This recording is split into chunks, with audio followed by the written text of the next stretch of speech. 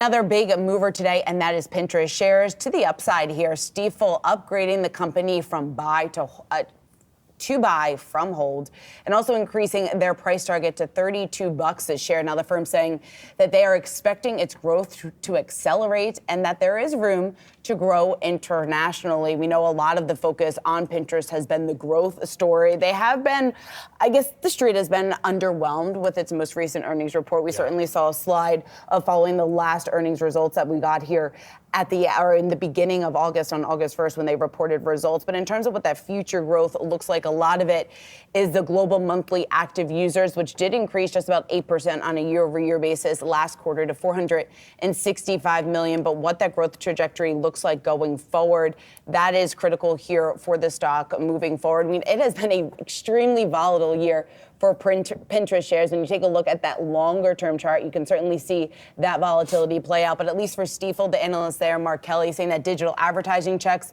they've largely been positive so far. And he sees that room for improvement, mostly outside of that domestic growth internationally here in terms of where that opportunity is to expand its user base. Yeah, you really got to break out your passport for this call here, and especially considering where it's focused on some of those global regions, as you were mentioning. Just to put some figures on that average revenue per user, if you were to take a look at some of their most recent earnings results here, and take a look at that ARPU figure here, where that actually moved lower by about 1% year over year on a global metric. However, where there's opportunity is literally what they call this rest of the world category. There they saw growth of about 20%. So even though the US and Canada, that only grew 2%, and even though Europe only grew 6%, it's really that rest of the world area that they're going to kind of lean into. And it'd be a larger question of where, especially when you think about the opportunities that could potentially present themselves even in the Asia Pacific region, where this company could find some favorability. Of course, we're coming up into the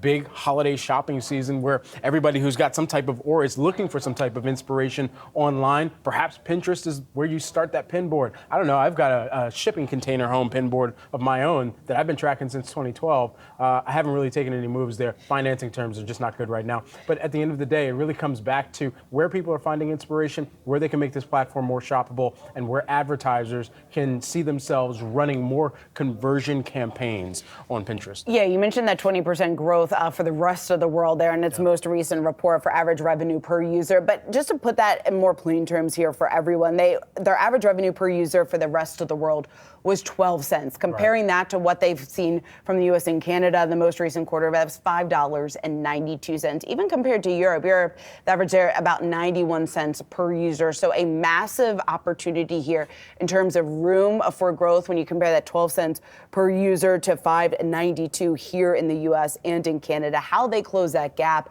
and how quickly they're able to scale that part of the business. Clearly a focal point here for users, but there is some optimism out there on the street, just in terms of under the new CEO, Bill Reddy, what he is able to do in terms of moving the company forward. Certainly they have rolled out a number of